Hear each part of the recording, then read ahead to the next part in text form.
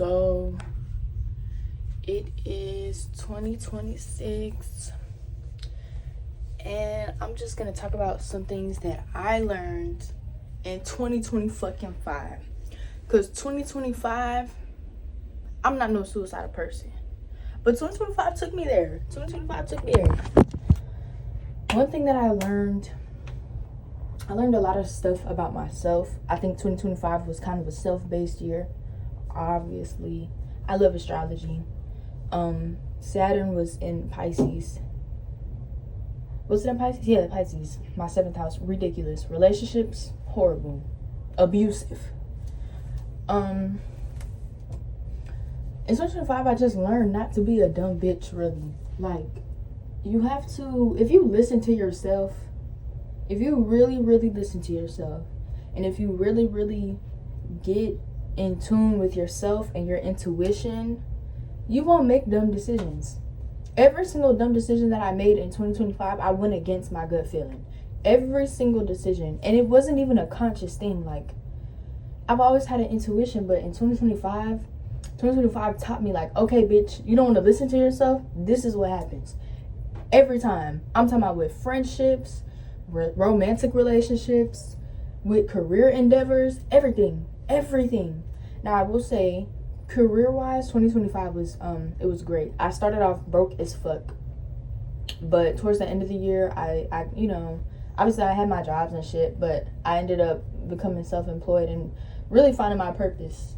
So, and another thing that I learned in 2025 is that my purpose is to create, not even just nails. I think I've always been a creative person. That's another thing that 2025 taught me. Sometimes, you know what I mean? You can't let life take you away from what you are true to. Like, I've always been an artist. I've always been somebody who creates stuff since I was younger.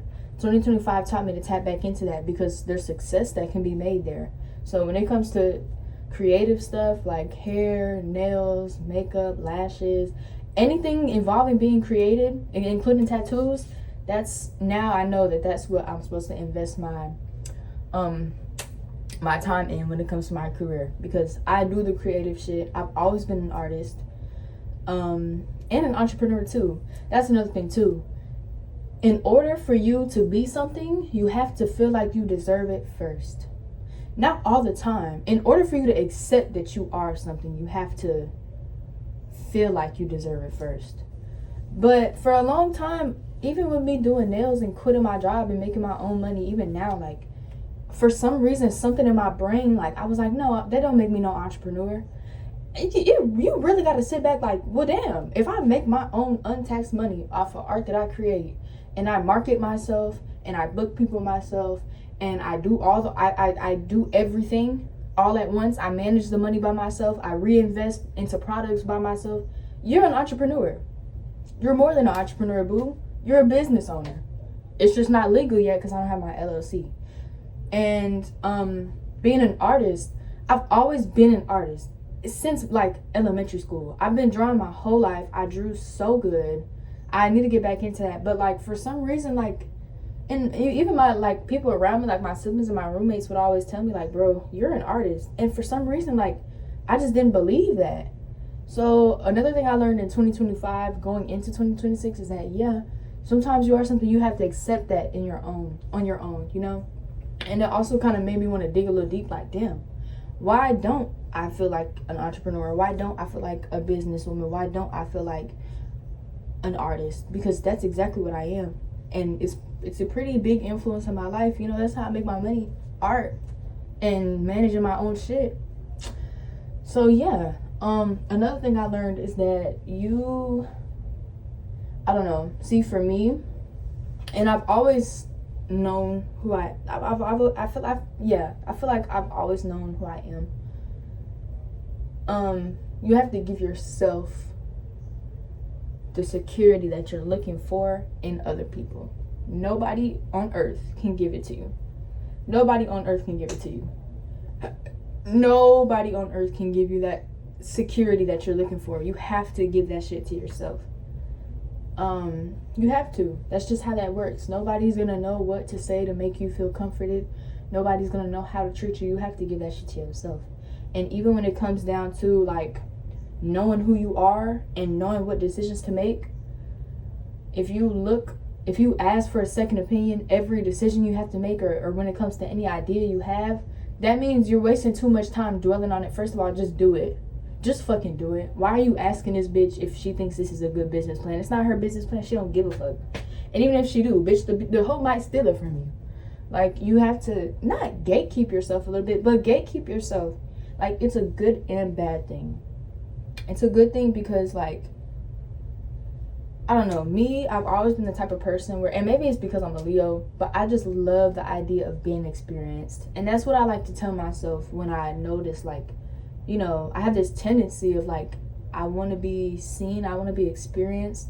Not more on a big level too, but when it comes to my one-on-one relationships, like a boyfriend or a girlfriend, I love to be seen and I love to be experienced. Like, that is so, the idea of being experienced is, I'd rather be experienced than liked. Oh God, I'd rather just be experienced by everybody than liked by everybody. Now that has made me learn that, like, sometimes you just gotta experience yourself. Not everybody can experience you, because not everybody's gonna appreciate you like how you are supposed to be appreciated. And you know, I've taken a couple L's when it comes to the way that some people have treated me, and the way that I've let people treat me, and, you know, the way that I've stuck around and given people the benefit of the doubt. But now I know, like, yeah, if nobody is treating you how you want to be treating your life, it's time to leave all them people the fuck alone. And not only that, but small little things that you peep, that's not just you overthinking, that's your intuition, boo. That's your intuition. I don't want to say that I didn't know what my intuition was, but I never listened to it. I never ever listened to it. I always had it. I always felt what I felt, and I never took my own advice. Had I would have took my own advice in the past, I wouldn't be as fucked up as I am right now. So intuition is something that really, really, really, like, and, you know, at the end of 2025, when everything was said and done and I fucked up a lot and I was in the depressed state that I was in, I had to trace my steps back and be like, okay, so you did this and this and this. She did this and this and this to me. When this was happening, I was telling myself to stop. I told myself to let that shit go and to stop being, like, intuition, bro. You gotta listen or you will become fucked up. But me failing because I didn't listen to my intuition, it also helped me in a big way, because, like, wow, I really do have all the answers on my own. If I would have listened to myself in the past, I would have been so much more successful right now. But I was looking everywhere but inside of myself for these answers. I thought everybody else could answer my questions for me. Don't nobody give a fuck. And don't nobody got the right answers but me for my life anyways. That's something that I've learned in 2025. Obviously, guidance is important. Sometimes you need guidance. Like, this is excluding parents, but at the same time, even parents too. Because my parents was trying to get me to not move out the house, and I'm here now, and I couldn't imagine where I would be if I was still in my mama's shit. You know, I needed that growth. So I've always listened to my intuitions at the wrong time. Like, I've been so strong in my gut when it comes to my parents and my career. But with relationship and love and strength, it's like, and maybe it's because of the way that I grew up, I will say that, like, and I love my mommy, but she has put a lot of shame on me, like, subconsciously throughout my childhood. So, like, maybe it comes from a place of, like, internalized shame, where I feel like I can't answer my own questions and I can't follow my own advice. But my own advice would have got me out of all this bullshit. And then I also feel like building a relationship with myself is the strongest thing that I'm going for in 2026. Even though I fucked up a lot of things for myself in 2025, I built a lot at the same time too. Nobody talks about how tricky building a relationship with yourself is. Once you fuck up a certain amount of times, and once you get to feeling a certain way for a certain amount of time, you don't even trust yourself. Like, it's and I've always been, like, a little disconnected from my body. I don't know. I just, like, you know, I don't know. I feel like I don't know.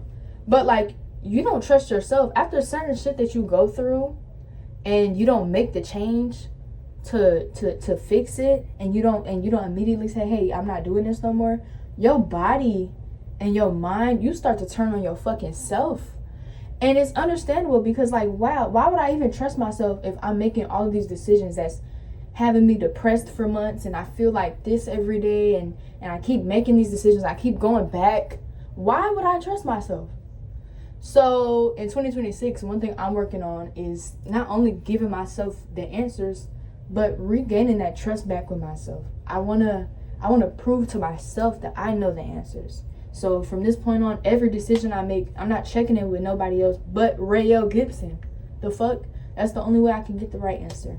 2025 was a year of me going to everybody else for answers and letting everybody else put an opinion on my life, and it fucked me up. So in 2026, now that I've learned that what my intuition is, and I look back at direct moments where I should have followed my gut and I should have followed my mind, now I know that's what intuition is. Intuition is the first thought after something comes up. The first thought that you have, the first doubt you have, if you have a doubt, that's your intuition. Because I think pretty logically. If I have any doubt of anything, that's my fucking intuition. I had to learn that. Like, you're not delusional. That's your gut. Don't do it. Yeah, but that's one thing that I'm working on. Trusting myself. Because the same way that you build trust with somebody else in a romantic relationship, it's the same thing with yourself. I done betrayed myself so much. I done put myself in situations where I was hurt for months. I couldn't get up. I couldn't shower. I couldn't eat. I lost so much weight. I put myself in that position. So now 2026 is about honoring myself and honoring my body and honoring my intuition and my mind and my gut and any opinion that I have. Any opinion or any thought that goes through my head, I have to honor that. Whether it's right or wrong, whether it's my intuition or whether it is just me overthinking, it still deserves to be honored. Just like how I would honor if my nigga says something to me. It's the same fucking way. You're supposed to honor yourself more than that, actually. And I don't got no nigga, FYI. Or no friends. But yeah, that's something that I'm working on in 2026. Another thing for 2026 is career.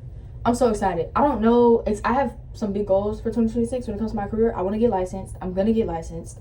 And I want to get an LLC. Those are my top two for 2026. So if I do that, I'm going to be I'm like, when it comes to career shit, like, everything somewhat kind of falls into place, but I do want to invest more time in that because I kind of have a fear of falling behind.